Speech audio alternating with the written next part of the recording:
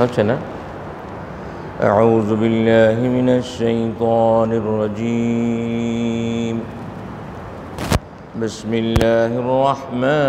قل أعوذ برب الفلق من شر ما خلق ومن شر غاسق إذا وقب ومن شر النفاثات في العقد ومن شر حاسد إذا حسد. بسم الله الرحمن الرحيم. قل أعوذ برب الناس ملك الناس إله الناس من شر الوسواس الخناس الذي يوسوس في صدور الناس من الجنة والناس. صدق الله العظيم. وقال تعالى إن الله وملائكته يصلون على النبي يا أيها الذين آمنوا صلوا عليه وسلموا تسليما. شباب الشبان اللهم صل على محمد وعلى آل محمد كما صليت على إبراهيم وعلى آل إبراهيم إنك حميد مجيد. اللهم بارك على محمد وعلى آل محمد كما باركت على إبراهيم وعلى آل إبراهيم إنك حميد مجيد. সম্মানিত মুরব্বিয়ানে কেরাম, মুসল্লিয়ানে কেরাম, আমরা আল্লাহ রাব্বুল আলামিনের দরবারে শুকরিয়া আদায় করছি। মাহে জমাদিউল উলা, আজকে প্রথম জুমাবার আমরা অতিক্রম করলাম। সালাতুল মাগরিব বা জামাত আদায় করে আমরা আমাদের এই নিয়মিত দার্সের কোরআনে আমরা সমবেত হয়েছি। আল্লাহ পাক আমাদেরকে সুযোগ করে দিলেন, আমরা তার দরবারে শুকরিয়া আদায় করছি, আলহামদুলিল্লাহ।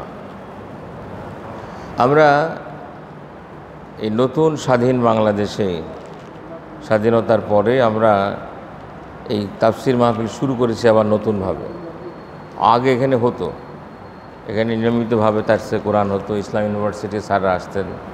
আমি নিজেও মাঝে মধ্যে কথা বলেছি, এটা কথা আবার সময়ের ব্যবধানে বন্ধ ছিল। তা আমরা 10টি সূরা, কোরআন শরীফের শেষের 10টি সূরাকে আমরা প্রথমে সিলেক্ট করেছিলাম, যেই সূরাগুলি আমরা প্রতিনিয়ত নামাজের মধ্যে তেলাওয়াত করি। সূরা ফিল থেকে নাস আমরা এই গত 2 মাসে এক একটা সপ্তাহে এক এক দিন আমরা এক একটা সূরা আলোচনা হয়েছে। আমিও কয়েকটা সূরা আলোচনা করেছি, আরও কিছু মেহমান এসেছেন। এই 2টো সূরা বাকি ছিল, সূরা ফালাক এবং নাস। এই 2টি সূরা একটি পারস্পরিক রিলেশন আছে এবং এই সূরা দুটোর একত্রে একটি নাম আছে এবং নাজিলও একসঙ্গে হয়েছে। আমরা এই জন্যে আজকে 2টো সূরা একত্রে তেলাওয়াত করেছি এবং এর উপরে মুক্তাসার কিছু আলোচনা করার জন্য চেষ্টা করব ইনশাআল্লাহ। এখানে লেখা রয়েছে সূরাতুল ফালাক মাকিয়াতুন, সূরাতুন নাস মাকিয়াতুন।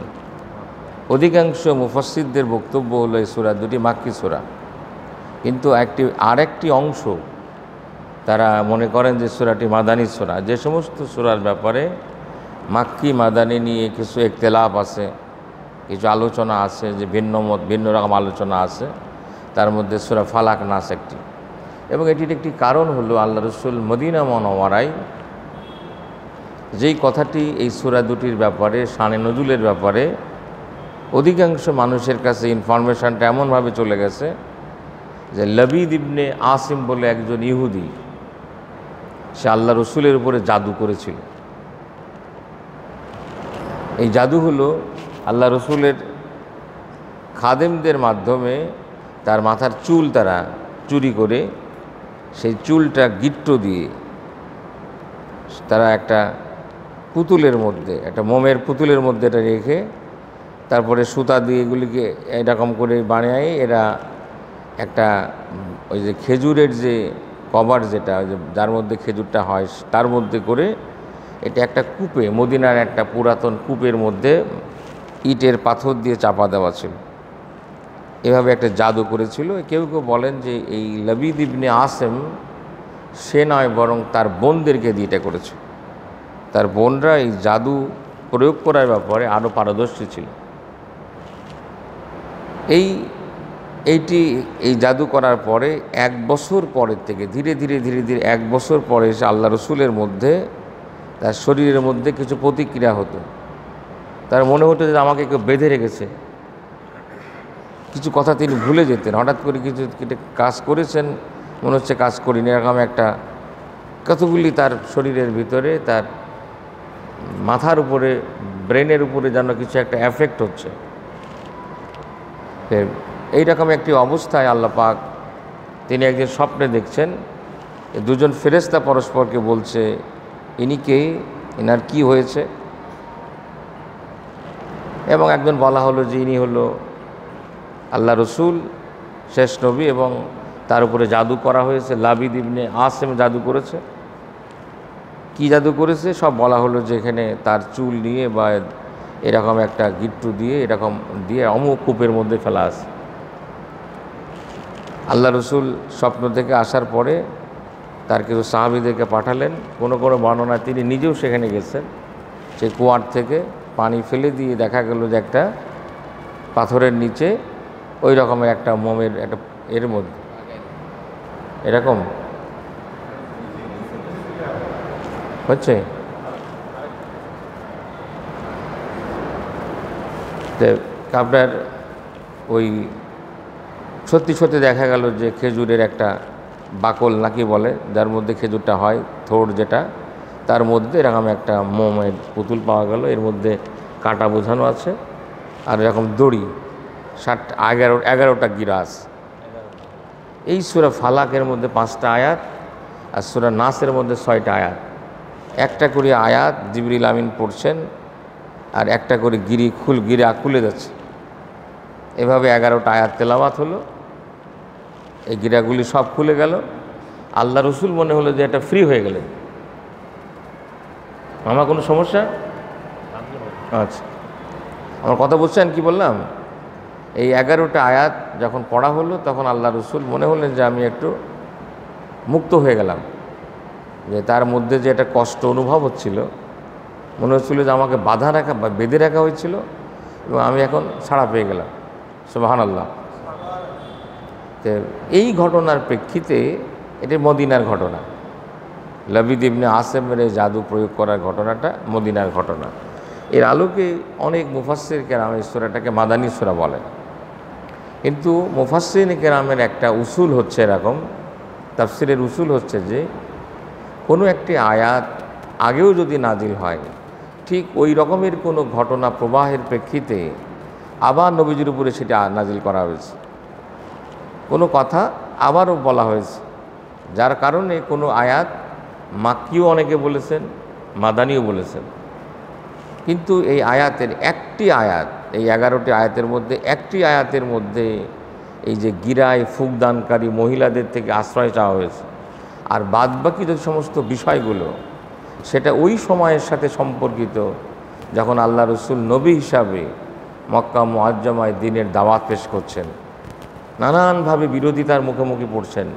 সে অবস্থা উত্তরণের জন্যে মূলত অধিকাংশ মুফাসসিরদের, বিজ্ঞ মুফাসসিরদের বক্তব্য হলো, মদিনা মুনাওয়ারায় ইসলামের দাওয়াত পেশ করার সময় তিনি এবং তার সাহাবারা যেরকম পরিবেশ পরিস্থিতির মুখোমুখি হয়েছেন, সেই সময় তাকে সবক দেওয়ার জন্যে, কি তিনি করবেন, কিভাবে তিনি আশ্রয় চাইবেন, সেই সবক দেওয়ার জন্যে মূলত সূরা ফালাক এবং নাস নাজিল করা হয়েছে। তাহলে এটা হলো মাক্কি সূরার কথা। আর মদিনার সূরা যারা বলেন তারা হলো ওই যে লাবিদ ইবনে আসেমের জাদুর কথার কারণে ওইটা বলেন।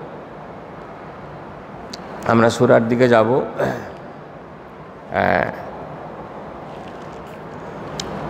সূরা দুইটির এই যে আউযু, আমরা আউযুবিল্লাহ পড়ি। আল্লাহ পাক নিজে বলছেন যে তখন তোমরা কোরআন শরীফ পড়ো, তখন তোমরা আল্লাহ পাকের কাছে আশ্রয় চাইবা। আউযুবিল্লাহি মিনাশ শাইতানির রাজিম, এটা কিন্তু আল্লাহ পাকের নির্দেশ। কারণ শয়তান চায় যে মানুষ যাতে কোরআন না পড়ে, কোরআনের কাছে না আসে। ওয়াকাল আল্লাযীনা কাফারু লা তাসমাউ লিহাদাল কুরআনি ওয়ালগাউ ফীহি লাআল্লাকুম তাগলিবুন। কাফেরেরা বলছে এই কোরআন শোনো না, কোরআন যেখানে শোনা হয় সেখানে হট্টগোল করো, তাহলেই তোমরা টিকতে পারবা, তাহলে তোমরা বিজয়ী হবা। কোনো মানুষ ব্যক্তিগতভাবে কোরআন শরীফ না পড়ুক, এটা শয়তান চায়। এই জন্য আল্লাহ পাক বলছেন তুমি যখন কোরআন পড়তে যাইবা তখন তুমি আল্লাহ পাকের কাছে আশ্রয় চাইবা।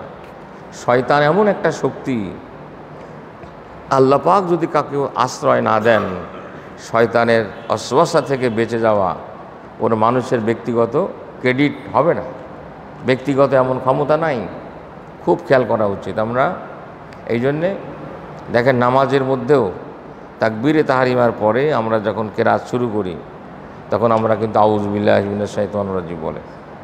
আর আমরা সবাই জানি, আমরা সাধারণ মানুষ, যে নামাজের মধ্যে দাঁড়ালে পরে আমাদের মনটা সবসময় নামাজে থাকে নাকি, কত দিকে চলে যায় না, শয়তান আমাদেরকে এদিক ওদিকে নিয়ে যায়। এই জন্যে খুব কনসাসলি আমাদেরকে আল্লাহ পাকের কাছে আশ্রয় চাইতে হবে। এটি কিন্তু আল্লাহ পাকের হুকুম, কোরআন শরীফের হুকুম দেওয়া রয়েছে। এইখানে আউযু, এখানে শব্দ আছে না, কুল আউযু বিরব্বিল ফালাক, কুল আউযু বিরব্বিন নাস। এই যে আউযু শব্দ আছে, এটা হলো আশ্রয় চাওয়া। এবং এই দুটো সূরার একত্র নাম হচ্ছে মুআউযিজাতাইন। কি বললাম? মুআউযিজাতাইন, মনে থাকবে? বলেন, মুআউযিজাতাইন, আশ্রয় চাইবার দুটো সূরা। দ্বিবচনে শব্দটা আছে। এই দুটো সূরা দিয়ে আশ্রয় চাইতে হয়। হাদিস শরীফের আলোকে যে সমস্ত মাসনুন জিকির আছে, আপনি যদি হিস্টুল মুসলিম খোলেন, এরকম যেগুলি সহি জিকিরের বই পুস্তক পড়েন, রাহে বেলায়েত, এই বই পুস্তক পড়ে দেখবেন যে আল্লাহ রসুল যে সমস্ত জিকিরগুলো নিয়মিতভাবে করতেন তার মধ্যে একটা হলো প্রতি নামাজের পরে তিনি ইখলাস, ফালাক, নাস পড়তেন। ফালাক নাস পড়ার আগে ইখলাস পড়ে নিতেন। এই কাজটি তিনি ফজরের পরে 3 বার পড়তেন, মাগরিবের পরে 3 বার পড়তেন, অন্য সব নামাজের পরে 1 বার করে পড়তেন। আবার ঘুমেতে যাওয়ার সময় আবার করে পড়তেন, 3 বারও পড়তেন। পড়ে হাতের মধ্যে ফুঁক দিতেন, ফুঁক দিয়ে চেহারার সঙ্গে শরীরের সঙ্গে মাসেহ করতেন। কে করতেন? মুহাম্মদুর রাসূলুল্লাহ সাল্লাল্লাহু আলাইহি সাল্লাম। তিনি আমাদেরকে শিক্ষা দিয়েছেন। আমরা অসুস্থ হলে আমরা ডাক্তারের কাছে যাই, অমুকের কাছে যাই, তমুকের কাছে যাই, অমুকে ধন্না দিই। নবীজি আমাদেরকে শিক্ষা দিয়েছেন তোমার সব রোগের জন্যে শেফা আছে, ঔষধ আছে, সেটা আমরা গ্রহণ করব। এটাও সুন্নাহ। কিন্তু আমাদের ডিপেন্ডেন্সি হবে কার উপরে? আল্লাহ পাকের উপরে। এবং এই ডিপেন্ডেন্সি প্রকাশ পাবে এই ইখলাস, ফালাক, নাসের মাধ্যমে। ইখলাস হলো আল্লাহ পাকের সত্তার পরিচয়। আমরা এই ফালাক, নাসের মাধ্যমে যে শেল্টার চাইছি, কার কাছে চাইছি? সূরা ইখলাসে যে আল্লাহর পরিচয় দেওয়া আছে সেই আল্লাহর কাছে আমরা শেল্টার চাইছি, আশ্রয় চাইছি। এই জন্যে সূরা ইখলাস, ফালাকের আগে সূরা ইখলাস, ফালাক, নাসের আগে ইখলাস রয়েছে। আল্লাহ আমরা এটি আমাদের সময় পারমিট করলে আমরা প্রতি নামাজের পরে এটা পড়ি। আপনার বাড়িতে, আমাদের বাড়িতে, আমাদের ঘরে মানুষের অসুস্থ হলে আপনি চিকিৎসা করেন, জ্বর হলে তাকে ওষুধ খাওয়ান, এটা করেন। কিন্তু আপনি এই ফালাক, ইখলাস, ফালাক, নাস পড়ে ফুঁক দিবেন তাকে। যেই ফুঁক দেওয়াটা জায়েজ, যেভাবে দোয়া করাটা জায়েজ, এটা হলো সেটি। হাবিজাবি যে দড়ি দাবি, তাবিজ ঝুলানো, এগুলি জায়েজ নাই। এগুলিতে নিষেধ করা হয়েছে, ডিসকারেজ করা হয়েছে। এগুলি শিরকের মধ্যে চলে যায়। কালো দড়ি বেঁধে রাখে মানুষ, ছোট ছোট বাচ্চার গলার মধ্যে, কয় বছরের বাচ্চা, তার গলার মধ্যে এত বড় একটা তাবিজ বসায় রাখছে। কী হয়েছে? এটা কি? এগুলি ইসলামের খেলাফ। আল্লাহ রসুল নিষেধ করেছেন। কিন্তু যেটি মাসনুন, সুন্নাহ সম্মত, সেটা আপনি নিজের জন্যে, আপনি নিজে হুজুরে নিয়ে আসে যে হ্যাঁ হুজুর আল্লাহওয়ালা মানুষকে আপনি দোয়া করলে দোয়া কবুল হতে পারে, এতে নিজেদের অভ্যস্ত হওয়া উচিত। প্রতিটি মানুষ ব্যক্তিগতভাবে ঘুম হচ্ছে না, আপনি বলেন মামুনি বাবা তুমি এইটা আমল করো, সূরা ইখলাস পড়ো, ফালাক পড়ো, নাস পড়ো, হাতের মধ্যে ফুঁক দাও, শরীরে মাসেহ করো, আয়াতুল কুরসি পড়ো, সূরা ফাতিহা পড়ো, ওষুধ খাওয়ান, ডাক্তার কাছে নিয়ে যান, কিন্তু এই আমলগুলি আমরা করতে অভ্যস্ত হই। আল্লাহ পাক আমাদেরকে তৌফিক এনায়েত করুন, আল্লাহুম্মা আমিন। বিসমিল্লাহির রহমানির রহিম। কুল আউযু বিরাব্বিল ফালাক মিন শাররি মা খালাক ওয়া মিন শাররি গাসিকিন ইযা ওয়াকাব ওয়া মিন শাররিন নাফাসাতি ফিল উকাদ ওয়া মিন শাররি হাসিদিন ইযা হাসাদ। কোরআন শরীফ শুদ্ধভাবে পড়ার চেষ্টা করতে হবে, কোরআন শরীফ বোঝার চেষ্টা করতে হবে। এই দুটো ক্ষেত্রে আমাদের খুব সমস্যা। এই সূরাটা যে সমস্ত ওয়াকফ হয়েছে বড় কফ দিয়ে, বাদ অক্ষর দিয়ে, দাল দিয়ে, এগুলি সব কলকলা, হরফে কলকলা। এখানে থামলে পরে একটা রিবাউন্ড হবে, শব্দটা ফিরে আসবে আবার। হ্যাঁ, ফালাক ফালাক, কথা বুঝছেন না? এটা হইতে হবে, চেষ্টা করতে হবে। এই চেষ্টাটা ছোটোবেলায় যতটা ভালো হয়, বড় হলে ততটা হয় না। মজলিসে বসে শিখে গেল, আর পড়তে গেলে দেখা যায় কাশপাশ দিয়েও নেই। সারা জীবনের এই জড়তা, এটা শেখ হয় না। এই জন্য আমাদের বাচ্চাদেরকে ছোটোবেলায় কোরআন শেখাতে হবে, শুদ্ধভাবে শেখাতে। বড় হলে একবার ভুল করে শিখলে পরে ওই ভুল কারেকশন করা এটা কঠিন ব্যাপার, কঠিন ব্যাপার। আমরা লক্ষ্য করি, আমরা চেষ্টা করি আমাদের প্রজন্মকে আমরা কোরআন শেখাই। আল্লাহ পাক বলছেন কোল, আপনি বলুন। অনেক সূরার আগে কোল আছে, তাই না? আমরা 4 কুল বলি, এই শেষের দিকে 3টা সূরা কাফিরুন। 4টি সূরাই কিন্তু গুরুত্বপূর্ণ। কোল মানে বলতে বলা হচ্ছে, এ রাসূল আপনি বলুন। যখন নবীজি পড়েছেন, নবীর কাছে এসে তখন নবীকে বলছে তুমি এটা বলো, আর আমি যখন এটা পড়ছি আমাকে আল্লাহ পাক বলছেন তুমিও বলো। কথা বুঝছেন না? আমি তেলাওয়াত করছি, আমাকে আল্লাহ পাক বলছেন তুমি বলো। কি বলবো? আউযু বিরাব্বিল ফালাক, আমি আশ্রয় চাই প্রভাতের রবের কাছে। সুবহানাল্লাহ। রব্বিল ফালাক, প্রভাতের রব। রাতের আধার কেটে, সমস্যার পাহাড় কেটে ভোর হয়ে যাবে। সুবহানাল্লাহ, তাই না? যে আল্লাহ তাআলা ভোর করে দেন, প্রভাত এনে দেন, সব অমানিসা কেটে যাবে। সাহাবায়ে কেরামকে নিয়ে আল্লাহ রসুল কয়েকজন সাহাবীকে নিয়ে মানুষের দাঁড়ে দাঁড়ে ঘুরছেন, দিনের দাওয়াত পেশ করছেন, আল্লাহর দিন দুনিয়াতে জিন্দা করবেন। কেউ কথা শোনে না, নানান অপপ্রচার, হুমকি ধমকি, মার ডাং, কি না হচ্ছে মক্কা মুআজ্জমায়। চিন্তা করে দেখেন।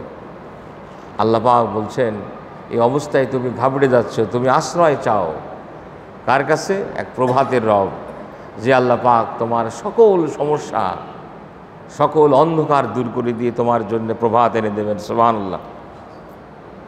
মিন শাররি মা খালাক,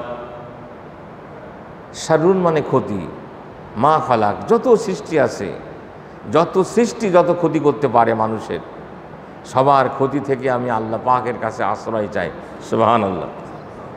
চিন্তা করে দেখেন, আল্লাহ পাক যদি কাকে শেল্টার দেয়, আশ্রয় দেয়, কাকে হেফাজত করে, এই দুনিয়ার কারো ক্ষমতা আছে তাকে তার কোনো ক্ষতি করার? এটি আমাদের ঈমান, এটা নবীদের ঈমান। সারা পৃথিবী একদিকে, নবী একদিকে। নবী কি কঠিন সাহসিকতার সঙ্গে আল্লাহর পথে চলেন, থাকেন। কারণটা কি? নবীজি জানেন যে ক্ষতি কেউ করতে পারবে না, কারোর ক্ষমতা নাই পৃথিবী তার কোনো ক্ষতি করে দেওয়ার। একজন মুমিনও তাই। আপনি যখন সূরা ফালাক পড়ছেন, আপনি জেনে রাখুন কোনো জিন ভূত কেন, কোনো সাপ ব্যাং কেন, বাঘ ভাল্লুক কেন, মানুষ কেন, ইসলামের শত্রু কেন, মুনাফিক কেন, ইহুদি কেন, নাসারা কেন, মুশরিক কেন, দুনিয়ার কারো ক্ষমতা নাই, কেউ আপনার ক্ষতি করতে পারবে না যদি আল্লাহ পাক আপনাকে আশ্রয় দান করেন। সুবহানাল্লাহ। ومن شر غاسق إذا وقب। এই দেখেন গসিকিনের পরে তানবিন, তারপরে হলো ইজা মানে হামজা। তানবিনের পরে হামজা অক্ষর আসলে পরে গুণনা করা যাবে না। তার মানে আপনি যদি বলেন গসিকিং সুর করে বললেন তাহলে এটা সুর ঠিক হবে না, এটা তাজবিদের নিয়ম অনুসারে হবে না। এগুলি কি খালি ওই যে ওনারা হাফেজি পড়তেছে ওনারা জানবেন, আমাদের জানা লাগবে না? আমাদেরও জানতে হবে না আমাদের। অমিন শাররি গাসিকিন ইযা ওয়াকাব, ক্ষতি থেকে আশ্রয় চাচ্ছি যখন সব কিছুকে ঢেকে ফেলে, রাতের আধার সব কিছু ঢেকে ফেলে। এই একটা সমস্যা দেখবেন, অনেক মানুষ বলছে যে আমার এই অসুখের এই ব্যথা স্যার রাত্রেবেলা বাড়ে, দেখবেন বলে রাত্রেবেলা ব্যথা বাড়ে। অপরাধীরা রাত্রেবেলা চলে যায়, দিনের আলোতে অপরাধ করতে চায় না, অপরাধ করতে সাহস পায় না। সারা দুনিয়াতে যারা অপরাধ করে প্রবণ মানুষ, যারা রাত্রেবেলাকে বাছাই করে, আল্লাহ পাক বলছেন তুমি আশ্রয় চাও ক্ষতি থেকে, যখন সব কিছুকে ছেয়ে ফেলে, অন্ধকার ছেয়ে ফেলে, সেই অবস্থা থেকে তুমি আল্লাহ পাকের কাছে আশ্রয় চাও। ওয়ামিন শাররিন নাফাসাতি ফিল উকাদ, এইটাই হলো সেই আয়াত, নাফাসাতি ফিল উকাদ, যারা গিরায় ফুকদানকারী মহিলাদের থেকে, মানে ওই জামানাতে ওই যে বিশেষ বললাম না লাবিদ ইবনে আসেমের দুই বোন, এটা এই মানুষের উপরে অন্যায়ভাবে জাদু প্রয়োগ করে তার ক্ষতি করার ব্যাপারে এক্সপার্ট ছিল। এই জন্যে মহিলাদের শব্দটা এখানে আসে। তার মানে যারা এরকম জাদুবিদ্যা করে, জাদু প্রয়োগ করে, জাদুটোনা প্রয়োগ করে ক্ষতি করতে চায়। আধুনিক মানুষেরা 2 পয়সার সায়েন্স পড়ে তারা মনে করে যে জাদু টাদু কিছু নাই দুনিয়ায়, কিন্তু আমরা মুসলমানেরা কোরআনে যারা বিশ্বাসী আমরা জানি যে জাদু আছে না বলে। হযরতে মূসা আলাইহিস সালাম কত বড় জাদুকরদের মোকাবেলা করলেন, কি বলে তাই না? মূসা আলাইহিস সালাম নিজে, তার সামনে জাদুকররা, ফেরাউনের জাদুকরেরা সব দড়ি লাঠি নিয়ে এসে সাপ বাঘ বানায় মূসা আলাইহিস সালামের দিকে তেড়ে আসতেছে, কি বলে তাই না? আপনারা জানেন আল্লাহ পাক তাকে এগুলি মোকাবেলা করার জন্য একটা লাঠি দিলেন। হ্যাঁ, তুমি লাঠি ফেলে পড়ো, তোমার সাপ অজগর এই সব খেয়ে ফেলবে। এই খেয়ে ফেলার পরে ওরা বুঝলো যে আসলে আমরা তো জাদু করলাম, কিন্তু এটা মূসা আলাইহিস সালামের এটা জাদু না। ওরা জানে যে এটা জাদু, কিন্তু সেই মূসা আলাইহিস সালামের এই লাঠি মার্কা সাপ যখন সব খেয়ে ফেললো, তখন ওরা দিব্যি বুঝে ফেললো যে এটা ওইটা কিন্তু জাদু হইতে পারে না। আমাদের এই জাদু যেটা খেয়ে ফেলে এটা জাদু না। এরা বুঝলো যে মূসা আলাইহিস সালাম সত্যিকারের পয়গম্বর। আপনারা জানেন এরপরে তারা বললো কি যে আমরা মূসা আলাইহিস সালামের প্রতি ঈমান আনলাম। বেটা ফেরাউন আর রেগে বাঘ, তোমাদেরকে ধরে আনলাম মূসার বিরুদ্ধে, আর তোমরা আমার সাথে কথাবার্তা না বললে তুমি মূসার দলে ঢুকে গেলে। আসো তোমাদের কি করি, তোমাদের হাত কাটবো পা কাটবো, কোরআন শরীফ বলছে। ওরা বলে আমাদের যেভাবে পারো মারো, আমরা মূসা আলাইহিস সালামের উপর থেকে ঈমান হারাবো না। সুবহানাল্লাহ সুবহানাল্লাহ সুবহানাল্লাহ। সুতরাং এটা বুঝবেন যে জাদু ছিল। কোরআন শরীফের মধ্যে বাবেল শহরে জাদুর কথা আছে, হারুত এবং মারুতের জাদুর কথা আছে। জাদু ছিল পৃথিবীতে, অতীতে ছিল, আজ ছিল, আজ আছে, আগামীতেও থাকবে। বিভিন্ন জায়গাতে মানুষেরা অন্যায়ভাবে এই জাদু প্রয়োগ করে মানুষের ক্ষতি করার চেষ্টা করে। গ্রাম অঞ্চলে বেশি করে, শহর অঞ্চলেও আছে। ইসলাম অস্বীকার করে না মানুষের ক্ষতি করতে পারে, এবং মুহাম্মদ সাল্লাল্লাহু আলাইহি ওয়াসাল্লাম মানুষের মনে হতে পারে দেখেন যে আল্লাহ রসুলের উপরে তাই জাদু করে দেবে, এরকম একটা কথা আমাদের কাছে মনে হয়।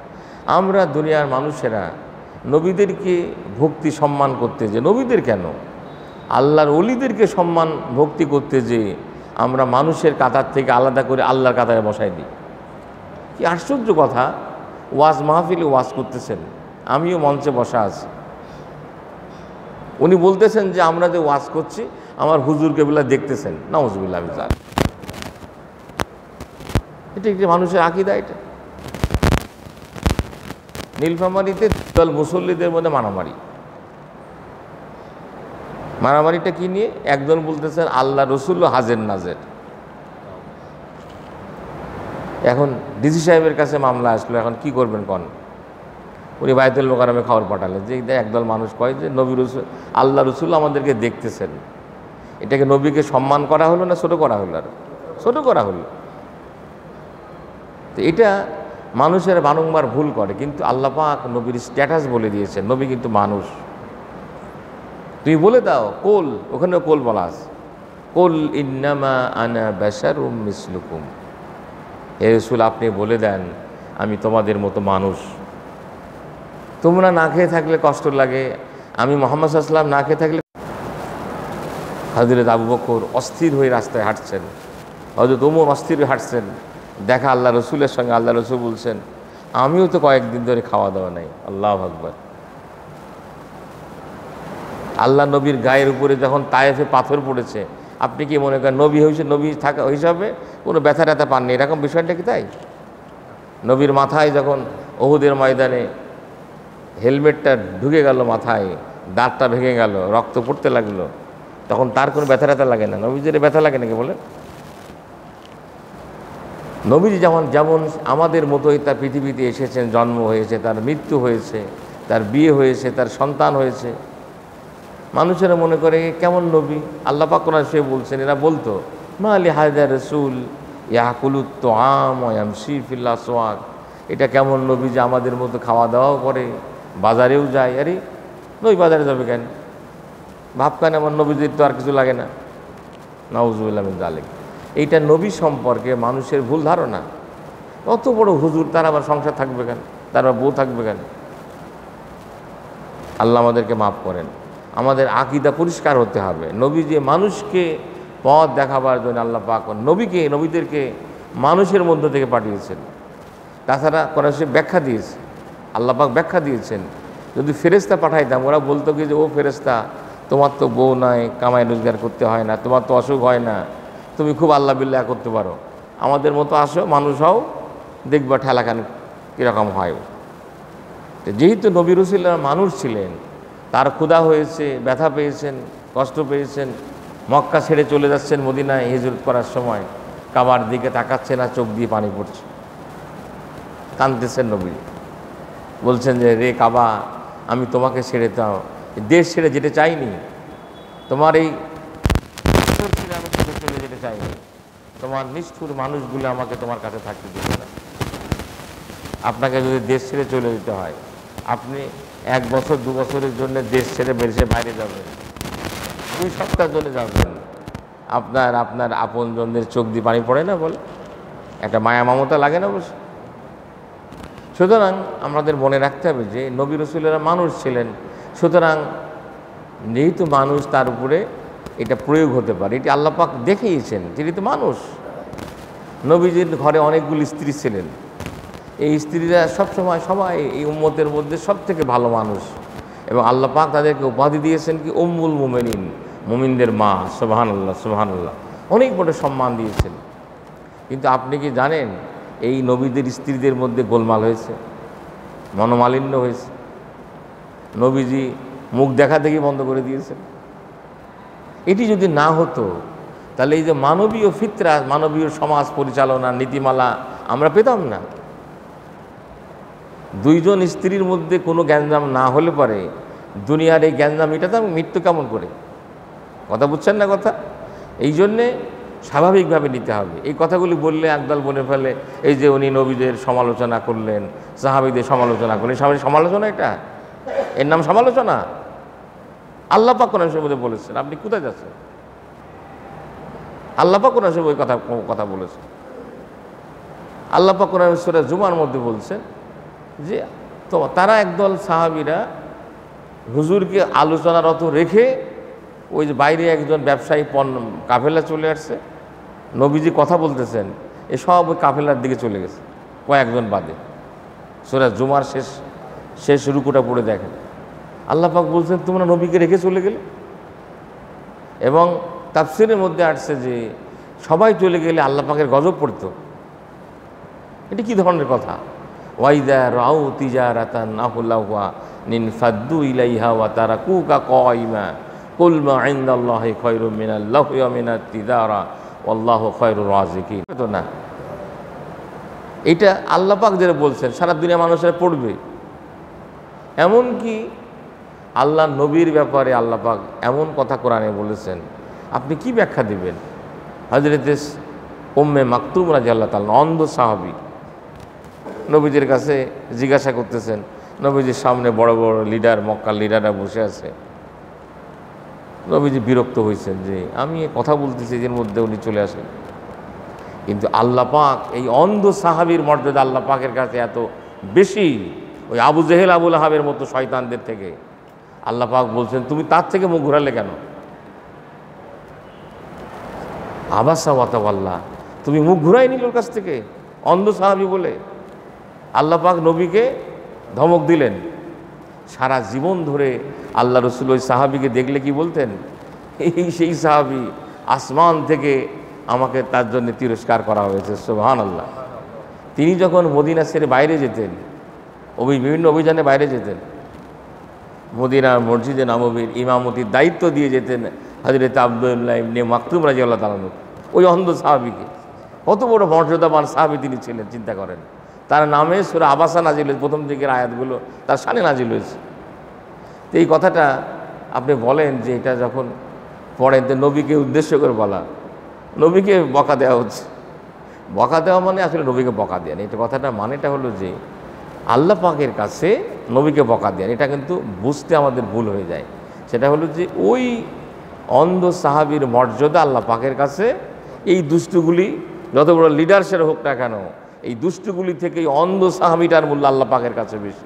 আল্লাহ পাক এটাই বোঝাতে চেয়েছেন। নবীকে বকা দেওয়া কিন্তু আসল কথা না, কিন্তু কথাগুলি পড়লে আপনার কাছে তাই মনে হবে। যা হোক, আমি অন্য কথা চলে যাচ্ছি।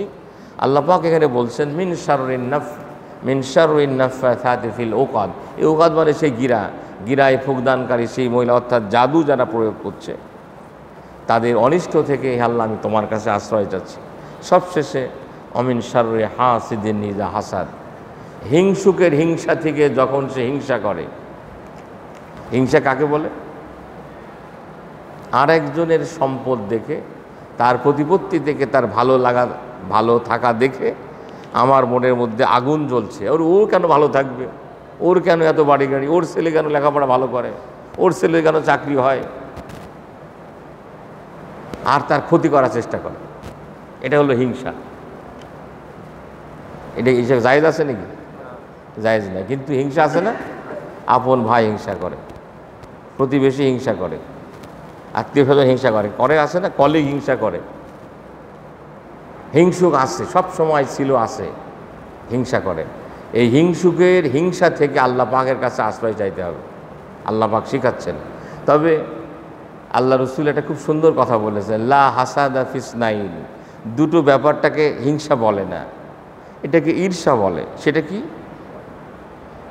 একজন মানুষ বলে যে আল্লাহ পাক এই ব্যক্তিকে কত এলেম দিয়েছে, আমারও যদি সে এলেম থাকতো। এটি হিংসা না। এই মানুষের এত অর্থবিত্ত আল্লাহ পাক দিয়েছে, সে আল্লাহর পথে ব্যয় করে, আমাকেও যদি আল্লাহ পাক দিতেন তাহলে আমিও আল্লাহর পথে খরচ করতাম। এই যে দুটো বিষয়ে, আরেকজনের এলেম আছে এবং অর্থবিত্ত আছে, এটা দেখে তারটা কমে যাক সে চাচ্ছে না। সে বলতেছে যে আমারও যদি আল্লাহ পাক ওই রকম এলেম দিত, আমারও যদি রকম অর্থবিত্ত থাকতো, আমিও আল্লাহর পথে চলতাম, আমিও আল্লাহর পথে কোরবানি করতাম। এটা কি খারাপ কথা নাকি? ভালো না? এটা ভালো। এই জন্য বলছেন এটাকে হাসাদ বলে না, লা হাসাদা ফিসনাইন। দুটো ব্যাপারে এটাকে হাসাদ বলে না। কিন্তু অন্য অনেক ব্যাপারে দেখবেন মানুষ আরেকজনের ভালো দেখে সহ্য করতে পারছে না, সে বলছে ওর কেন কম পতন হয় না, এরকম মনের মধ্যে হিংসা, এটা ক্ষতি, এটাকে বলে হাসাদ। এই হাসাদ থেকে, হিংসা থেকে, হিংসুক যখন হিংসা করে তার থেকে, ক্ষতি থেকে বাঁচার জন্যে আল্লাহ পাকের কাছে আশ্রয় চাইতে। এইরকম কয়েকটা বিষয়ে সূরা ফালাকের এই বিষয়গুলো সব এক্সটার্নালি, বাহ্যিক দিক থেকে মানুষের ক্ষতি করতে পারে। এই যে আপনার সমস্ত সৃষ্টির ক্ষতি, রাতের ক্ষতির কথা বলা হলো, মানুষের জাদুটোনার কথা হলো, হিংসুকের হিংসা, এগুলি মানুষের বাহ্যিক ক্ষতি, পার্থিব ক্ষতি এগুলি। আরেকটা ক্ষতি আছে মানুষের ইন্টারনালি, আধ্যাত্মিকভাবে মানুষকে ক্ষতি করে, এটা হলো শয়তান। কারা? শয়তান। এই ক্ষতি থেকে বাঁচার জন্য আল্লাহ পাক আরেকটা সূরা, সূরাতুন নাস, শেষ সূরা আমাদেরকে দিচ্ছেন। সুবহানাল্লাহ, সুবহানাল্লাহ। বিসমিল্লাহির রহমানির রহিম।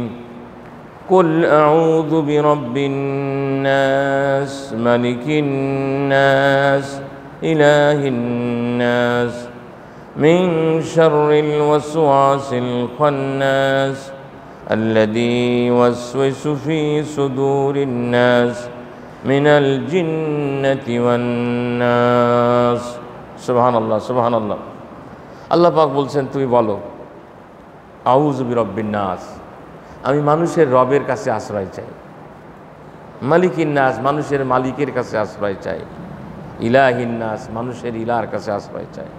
এই যে আল্লাহ পাকের তিনটা সিফাত, রব, মালিক, ইলা, এটি অনেক ব্যাপক অর্থবোধক।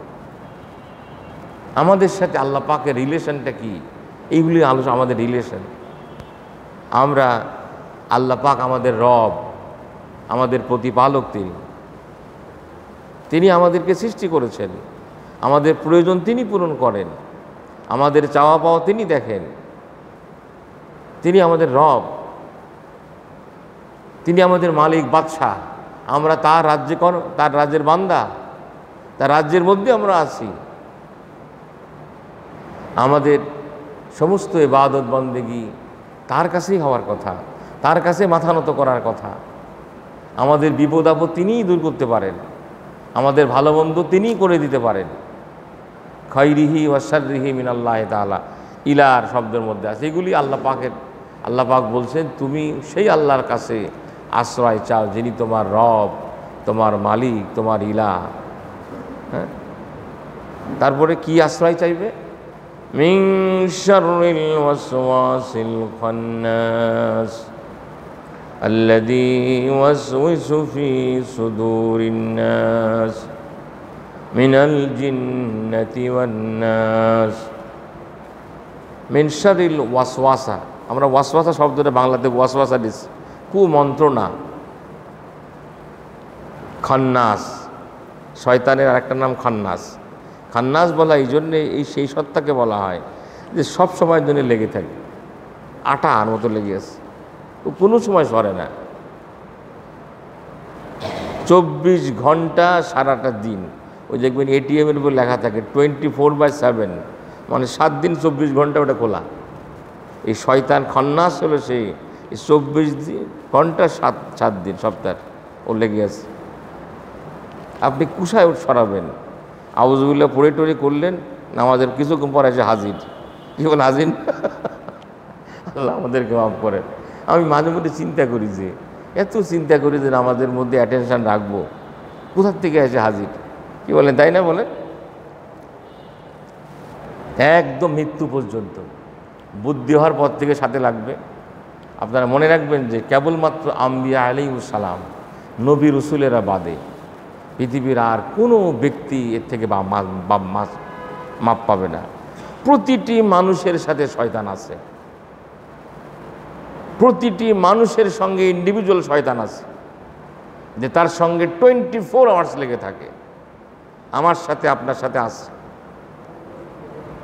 আমাদেরকে সবসময় মিসগাইড করে বিপদগামী করার জন্যে, আল্লাহর পথ থেকে ফিরিয়ে রাখার জন্যে সবসময় চেষ্টা করছে। কত দূর? এই জন্যে জিকির দরকার, এই জন্যে তাসবিহ দরকার। আপনি কিছুক্ষণের জন্যেই তাসবিহ, তাহলিল, জিকির, আজকার কিচ্ছু করছেন না, ও ভিতর ঢুকে পড়বে, রক্তের মধ্যে দিয়ে চলে যাবে, ডানে থেকে বামে থেকে, পিছন থেকে সামনে থেকে। আল্লাহর কাছে বলছিল না শয়তান আল্লাহর কাছে বলে আসছিল, আল্লাহ আমাকে একটা পাওয়ার দিতে হবে। আমি যে এত বছর ধরে, 1000 বছর ধরে তোমার ইবাদত বন্দেগী করলাম, আমার পাওনা দাও। কি পাওনা? আমি এই যার জন্য শয়তান হলাম, ওকে আমি মিসগাইড করব, ওর ভিতরে আমি যাব, চতুর্দিক থেকে আক্রমণ করব। আল্লাহ বলে, যা, তোকে সুযোগ দিলাম, তবে আমার নেককার বান্দাগুলিকে তুই কোনোদিন বিভ্রান্ত করতে পারবি না। সুবহানাল্লাহ। আল্লাহ পাক ক্ষমা করার আয়োজন করেছেন। তুমি তাসবিহ করো, সুবহানাল্লাহ বলো, আলহামদুলিল্লাহ বলো, আল্লাহু আকবার বলো, তোমাকে ক্ষমা করে দেওয়া হবে। ও কত বিভ্রান্ত করবে। সুবহানাল্লাহ, সুবহানাল্লাহ। ঘুমের থেকে উঠে আপনি আলহামদুলিল্লাহ বলেন, তসবিহ পড়তে পড়তে মসজিদে আসেন, মসজিদে তসবিহ পড়ে মসজিদে ঢোকেন, 2 রাকাত নামাজ পড়ে ধ্যান করেন, কোরআন শরীফ পড়েন, তাসবিহ তাহলিল করেন, দরুদ শরীফ পড়েন। মসজিদে আইসে আমরা লাগাই দিই, আর একদিকে পা তুলে, পা চেয়ারের পরে পা তুলে, কত গল্প আছে, দুনিয়ার গল্প হাবি যাবে, যে শয়তান ঢুকবে না কি তাই দাবি। মসজিদ আল্লাহ পাকের ঘর, এখানে এসে 2 রাকাত নামাজ পড়ে আল্লাহকে সেজদা করে বসেন, তাসবিহ করেন, কোরআন তেলাওয়াত করেন। সারাটা দিন রাস্তায় চলছেন, গাড়িতে উঠছেন, আল্লাহর কাছে আশ্রয় চান। এটা আপনার মৌত হয়ে যেতে পারে আজকে অ্যাক্সিডেন্ট করে। কোথায় আছেন আপনি? ইমানের সঙ্গে আপনি যেতে পারবেন না তাহলে পরে? সুবহানাল্লাযী সাখখারা লানা হাযা ওয়া মা কুন্না লাহু মুকরিনিন ওয়া ইন্না ইলা রাব্বিনা লামুনকালিবুন। আল্লাহ পাকের কাছে বলেন, আল্লাহ একটা সফরে বেরোলাম, আর চূড়ান্ত সফর তো তোমার দিকে হচ্ছে, আমার তোমার কাছে কবে চলে আসবো, কবে? কত মানুষ জানে, যারা রাস্তাঘাট অ্যাক্সিডেন্ট আগের থেকে তারা জানে কার কখন মৌত আছে, আমরা কেউ জানি না। সব সময়ের জন্য অ্যালার্ট থাকা, তাসবির উপরে থাকা, দোয়া দরুদের উপরে থাকা, এটি হলো এই খন্নাস থেকে বাঁচার একমাত্র উপায়। সব সময়ের জন্য সে লেগে আছে। আল্লাযী ওয়াসওয়াসু ফি সুদুরিন নাস, মানুষের বক্ষের ভিতরে, মানুষের অন্তরের মধ্যে সব সময় ওয়াসওয়াসা দিচ্ছে। আর এই ওয়াসওয়াসা দিচ্ছে এই খন্নাস, এই শয়তান। এটা খালি ইবলিসের সঙ্গবাঙ্গ না, এটা আদমের সঙ্গবাঙ্গরাও আছে, মিনাল জিন্নাতি ওয়ান নাস। এই শয়তান জিনের মধ্যেও আছে, মানুষের মধ্যেও আছে। কি মনে করেন আপনি? এই মিনাল জিন্নাতি ওয়ান নাস বলতেছেন না, নাস মানে কি? মানুষ না, মানুষ শয়তান। শয়তান একজন মানুষকে গোমরা করতে করতে করতে তারপর ওকে স্যালুট দেয়, স্যার এবার আমি আসি, আপনি পারবেন এবার। নাউজুবিল্লাহ মিন যালিক। পৃথিবীতে শয়তানের গোষ্ঠীর অবস্থা কিন্তু তাই। শয়তান চিন্তা করে যে আমার থেকে বড় শয়তান। পৃথিবীতে যারা কমিউনিজম করেছে, নাস্তিক্যবাদ ছড়িয়েছে যারা, তারা কি মনে করেন? হাজার হাজার মানুষকে ধর্মান্তরিত করেছে যারা, বসে আল্লাহ থেকে সরিয়ে দিয়েছে বসে। ফেরাউন, নমরুদ, হামানেরা কি শয়তান না? বড় শয়তানেরা। এবং দুনিয়াতে তাদের প্রেতাত্মারা যেসব বিভিন্ন দেশে দেশে আছে, চেহারা শুরুতে মানুষ, কিন্তু এরা শয়তান। ইউনিভার্সিটির টিচার লেকচার দিচ্ছে, একটা মেয়ে হেজাব পরে আছে, তাকে টিটকারি করে, হেজাব পরে থাকলে আমার ক্লাসে থাকতে পারবো না, কি সব দাড়ি টুপি রাখছো। ছেলেপেলেদেরকে ডিসকারেজ, সে ইসলাম থেকে দূরে সরিয়ে দিচ্ছে। শয়তান না থেকে এটা আপাস্ত শয়তানে না। এই শয়তান থেকে আল্লাহ পাকের কাছে আশ্রয় চাইতে আল্লাহ পাক শেখাচ্ছে। আগের যে কথাগুলি সূরা ফালাকে বলা হলো, এই ক্ষতি আমার নিজের জানের ক্ষতি হবে, আমার মালের ক্ষতি হবে, আর এই ক্ষতি আমাকে ভিতরের থেকে শেষ করে দেবে, জাহান্নামী করে দেবে। পুরো নাচটা মানুষের আধ্যাত্মিক ক্ষতি, শয়তানের ওয়াসওয়াসা, বোঝা যাবে না। বন্ধুর সাথে চলতে চলতে আল্লাহকে ভুলে গেলাম, কোরআন ভুলে গেলাম, ইসলাম ছেড়ে দিলাম, নামাজ ছেড়ে দিলাম। আহা, এটি হল সব থেকে বড় ক্ষতি। কি বলে, তাই না? সব থেকে বড় ক্ষতি। আমার জীবন চলে যাবে, অসুস্থ হতে পারি, সম্পদ চলে যেতে পারে, সেই ক্ষতি সহ্য হতে পারে, কিন্তু আমার ঈমান চলে গেলে পারে, আমার আমল নষ্ট হয়ে গেলে কি বড় ক্ষতি হয়ে গেল। আহা, সেই ক্ষতি আজকে আপনি দেখেন।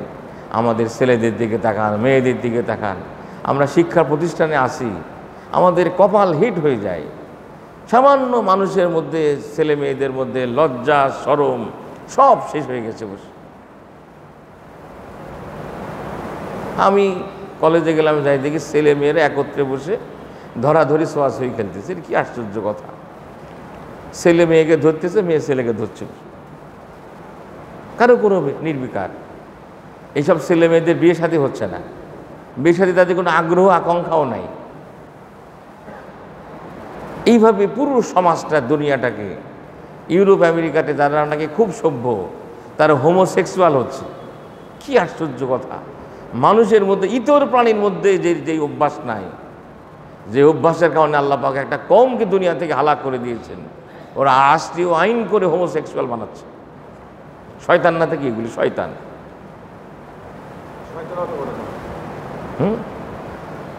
এই শয়তান থেকে আমরা একা একা বাঁচতে পারবো না, আমাদের বাঁচতে হবে, আল্লাহ পাকের কাছে আশ্রয় চাইতে হবে। নবীকে আল্লাহ পাক বলতেছেন, এ নবী, আপনি আবু বকর, ওমর, ওসমান, আলী, এরা এই যে মক্কাতে কাজ করছেন, এই কয়জন গুটি কয় সাহাবী কাজ করছেন, আপনাদের একদিকে সামনের দিকে এই সমস্ত বাধা প্রতিবন্ধকতা, কষ্ট, দুঃখ দিয়ে আসছে, আর একদিকে শয়তানি শক্তি আছে, শয়তান আছে, মানুষ শয়তান, জিন শয়তান, তাদেরকে বিভ্রান্ত করার জন্যে নানানভাবে চেষ্টা করছে। এই চেষ্টার মোকাবেলায় আপনি বাঁচতে পারেন কেবলমাত্র আল্লাহ পাকের যদি আপনার কাছে আশ্রয় পান, তাহলে পারেই বাঁচতে পারবেন। সেই জামানাতে নবীকে বলা হয়েছিল, আল্লাহ নবীজি তাদের কাছে সেই শেল্টার চেয়েছেন, সেইভাবে চলেছেন। একইভাবে আজকে যদি আমরা আমাদের ইমানের উপরে বাঁচতে চাই, আজকেও এই সমস্ত বাধা বিপত্তিগুলো আসে না, আসবে না? ভেতরের থেকে বাইরে থেকে নানান আক্রমণ আসবে। বাঁচতে গেলে আমাদেরকে আল্লাহ পাকের কাছে আশ্রয় চাইতে হবে। এবং আমি আবারও বলছি, আমাদের এর বাইরে, এটা তো মোটা বড় কথা, একদম ব্যক্তিগত জীবনে আমাদের দুঃখ কষ্ট যা কিছু আছে, এগুলি থেকে আমরা যদি বাঁচতে চাই, আমি যে বললাম না, আমার বাড়ি, আমার বাচ্চাটার একটু অসুখ হলো, আপনি ডাক্তারের কাছে গেছেন, যান, আমার নিজের অসুখ, স্ত্রীর অসুখ, চিকিৎসা করবেন, কিন্তু আপনি নিজে একটু এখলাস পড়ে, ফালাক পড়ে, নাস পড়ে, সূরা ফাতিহা পড়ে, আয়াতুল কুরসি পড়ে একটা ফুঁক দেন, আল্লাহ পাকের কাছে দোয়া করেন। রাতের আধারে আল্লাহ পাকের কাছে দুইটা হাত তুলে চোখের পানি ফেলেন, আল্লাহ পাক আপনার কথা শুনবেন, আল্লাহ পাক আপনাকে ভালো করে দেবে, আল্লাহ হেফাজত করবে আল্লাহ পাক। আমরা মুসলমানেরা এই আল্লাহর দিকে মোতাবজ্জ না হয়ে আমরা অন্যদের মতো করে আমরা ছুটে বেড়াচ্ছি। বিশ্বাসই করতে চায় না যে আল্লাহ পাক তার ভালো করতে পারে, আল্লাহ পাক তার হেফাজত করে, বিশ্বাসই করতে চাচ্ছে না যে আমি অমুক ডাক্তারের কাছে, সেখান থেকে ইন্ডিয়া চলে গেলাম, ইন্ডিয়া থেকে থাইল্যান্ড চলে গেলাম, অমুক বড় ডাক্তারের কাছে গেলাম, অমুক বড় সার্জনের কাছে গেলাম, কি বলেন, এসব বলেন না? মনে করছে তাহলে আর তার দুনিয়া মরা লাগবে না। ওই যে থাইল্যান্ডে যে ডাক্তারকে, তো ওই ডাক্তারও মরবে, কার কাছে তুমি যাবা? যত বড় বড় হসপিটাল তার গেটে যাই দেখবেন প্রতিদিন ডেড বডি বেরোচ্ছে, তারা যদি সব মানুষকে বাঁচাবে, তাহলে বড় হসপিটাল থেকে ডেড বডি বেরোবে কেন? আমাদের আকীদা পরিষ্কার করতে হবে, সম্মানিত ভাইয়েরা। আমি কথা আজকের মতো শেষ করছি। আবারও যেটা বলছি সেটা হলো কি, যে আমরা এই যে এখলাস, আল্লাহ সম্পর্কিত একটা সুস্পষ্ট ধারণা, আল্লাহ পাকের সত্তা একক, তার কেউ নাই, তার কোনো জ্ঞাতিগোষ্ঠী নাই, কেউ দাবি করতে পারবে না। বনী ইসরাঈলের মতো যে আমরা নবীদের সন্তান, আমরা আল্লাহর বেটা, নাহানু আবনাউল্লাহ, আমাদের আর কিসের জাহান্নাম, কিসের শাস্তি, এটা আমরা বুঝে ফেলেছি। তাই আমরা মুসলমান আছি, বাপ গরু খাই, তো আমিও গরু গোস্ত, শুক্রবারের দিন গরু গোস্ত ছাড়া খাই না, সুতরাং আমার ঠিকানা বিনা হিসাবে জান্নাত। আর যদি দু একদিন সেকা টাকা দেয়, আলাদা কথা। এইরকম মনে করে বসে আর যান, রাস্তায় জিজ্ঞাসা করেন, আমাদের ভাই বোন ছেলে মেয়েদের জিজ্ঞাসা করেন, এটা তাই বলবে। আমরা তো মুসলমান, তো আমরা, আল্লাহ পাক আমাদের কিছু বলবে টলবে না। এটি বনী ইসরাঈলের ধারণা, এটা আল্লাহ পাক সব কথা বলে দিয়েছে।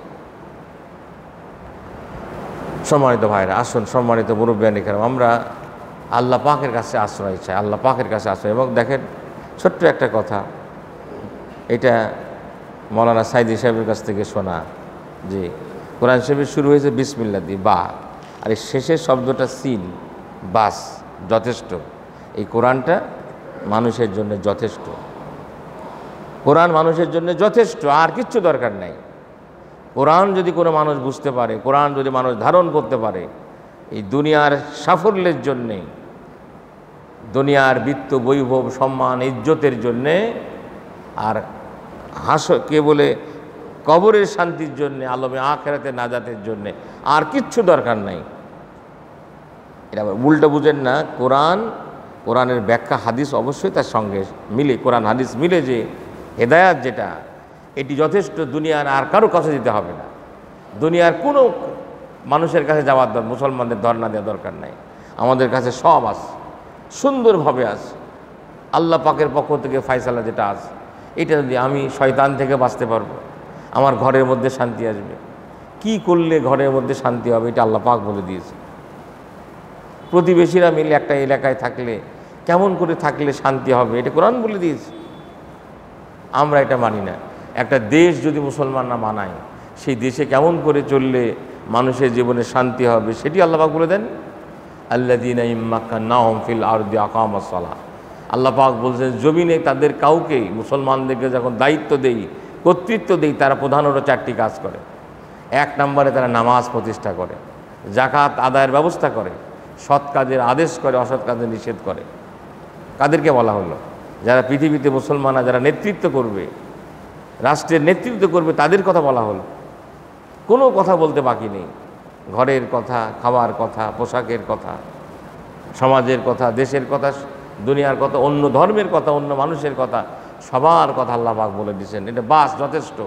সময় তোমার আসুন আমরা কোরআনের কাছে ফিরে আসি, সবাই কোরআন পড়তে শিখি, বিশুদ্ধভাবে পড়তে শিখি। আমাদের ছেলে মেয়েদেরকে বিশুদ্ধভাবে পড়তে বলি, বেশি করে কোরআন হিফজ করতে বলি। আল্লাহ রসুল ঘন্টার পর ঘন্টা দাঁড়িয়ে আল্লাহর সামনে দাঁড়ায় কোরআন তেলাওয়াত করতেন, নামাজের মধ্যে কোরআন তেলাওয়াত করতেন। আপনি কীভাবে কোরআন হিফজ না থাকলে কীভাবে পড়বেন? কয়টা সূরা পড়বেন আপনি? কতক্ষণ দাঁড়ায় থাকবেন আপনি? আল্লাহ পাক আমাদেরকে তৌফিক এনায়েত করেন। বিশেষ করে আমরা দিনের উপরে যারা চলি, শয়তান তাদেরকে বেশি আক্রমণ করে। যে শয়তানি করে বেড়াতে, শয়তান তো তার পিছনে যাবে না। ও তো আমার বন্ধু আছেই। যে আপনারা যারা মসজিদে আসি, আমরা যারা কোরআন পড়ি, কোরআনের কথা বলি, শয়তান আমাদেরকে বেশি আক্রমণ করে। সুতরাং আমরা এই শয়তানের আক্রমণ থেকে, শয়তানকে আমরা ভয় পাবো না। আমরা ভয় পাবো কাকে? আল্লাহ পাককে। আমরা আল্লাহ পাকের কাছে যদি আশ্রয় পেতে পারি, শয়তান আমাদের কিছু করতে পারবে না। আল্লাহ নবী, আল্লাহ পাক নিজে বলেছেন, তাদেরকে ওই শয়তান বিভ্রান্ত করতে পারবে না। আল্লাহ পাক আমাদেরকে হেফাজত করেন। তা আমরা এই কথাটুকু বললে আজকের মতো আমরা কথা শেষ করছি। আমরা আবার ভাইদের সাথে একটু পরামর্শ করব এবং আমরা আগামীতে কুলুবানা বা'দা ইয হাদাইতানা ওয়া হাব লানা মিন লাদুনকা রাহমা ইন্নাকা আনতাল ওয়াহ্হাব। আয় আল্লাহ তাআলা, আমাদের এই ছোট্ট মজমাকে মেহেরবানি করে মঞ্জুর করো। আল্লাহ, তোমার কোরআনের সহি সবুজ আমাদেরকে দান করো। তোমার এই মহান কালামকে আঁকড়ে ধরার তৌফিক আমাদের দান করো। বিশুদ্ধভাবে তেলাওয়াত করার, এটা বুঝবার, এর উপরে জীবন জিন্দেগি গড়বার তৌফিক আমাদের দান করো। কোরআনের হেদায়াত এই জাতিকে তুমি নসিব করো। আল্লাহ, মুসলিম উম্মাকে তুমি আবার কোরআনের কাছে মেহেরবানি করে ফিরিয়ে দাও। আল্লাহ, আয় আল্লাহ তাআলা, আমাদের জীবনের সমস্ত গুনাহগুলো মাফ করে দাও। আমাদের আপনজন প্রিয়জন যারা তোমার কাছে পৌঁছে গেছেন, আল্লাহ তাদেরকে মাফ করে দাও। আল্লাহ, আমাদেরকে ইমানের সঙ্গে আমলের সঙ্গে রাখো। ইমান আমলের সঙ্গে তোমার কাছে পৌঁছবার তৌফিক দান করো। আল্লাহ, আমাদের এই এলাকার প্রতি, মসজিদের প্রতি তুমি খাস রহমত দান করো। আল্লাহ, রব্বানা তাকাব্বাল মিন্না ইন্নাকা আনতাস সামিউল আলিম ওয়া তুব আলাইনা ইন্নাকা আনতাত তাওয়াবুর রহিম।